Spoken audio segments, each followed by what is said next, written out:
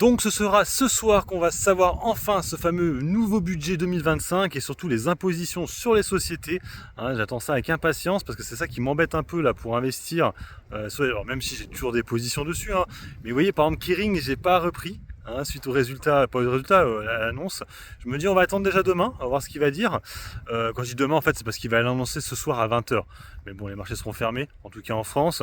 Donc, ça sert à rien de rentrer maintenant, même si on voit Kering est en légère baisse. Il y a aussi Rubis qui pourrait être intéressant. En fait, moi, la question que je me pose, c'est, et je pense avoir déjà la réponse, c'est que je suppose que le milliard de chiffre d'affaires, c'est en France. C'est pour ça qu'il n'y a que 300 sociétés qui seraient impactées, parce que c'est vrai que si c'est le milliard de chiffre d'affaires total, il y en a beaucoup plus que 300. Alors du coup, c'est vrai que pour le coup, Vinci, qui est bien remonté ces derniers temps, va être dedans, automatiquement. Alors la grosse question, qu'est-ce que je fais? J'allège Vinci ou pas? J'en sais rien, étant donné que là on est bien remonté, on est à 107 € à peu près. Bon, j'en ai pas repris à la baisse quand ça avait chuté, j'ai que 10 actions. Alors je pourrais en vendre 5, après il me reste de la liquidité, donc on va attendre tranquillement.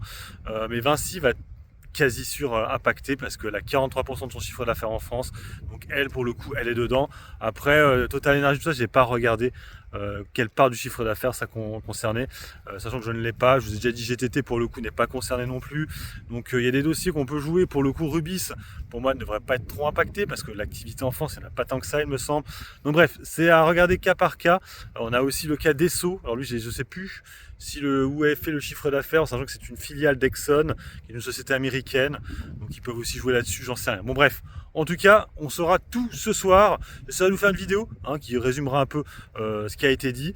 Et demain, ça pourrait repartir en grosse baisse sur le CAC 40, avec peut-être même un buy the dip. Ça se trouve, ça pourrait chuter au début, parce que la semaine prochaine, n'oubliez pas qu'il y a les taux de la BCE qui pourraient être de nouveau abaissés, et ce qui serait une bonne nouvelle finalement pour le market.